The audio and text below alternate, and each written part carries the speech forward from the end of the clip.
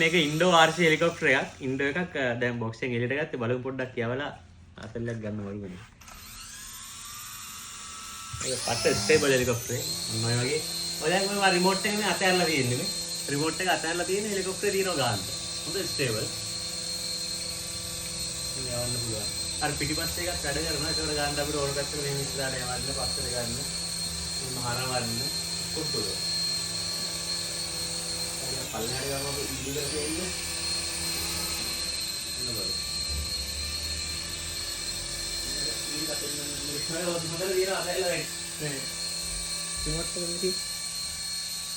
තමයි ස්ටේබල්. ඉතින් අපිට ජීප් තියෙන හරියට පොඩ්ඩක්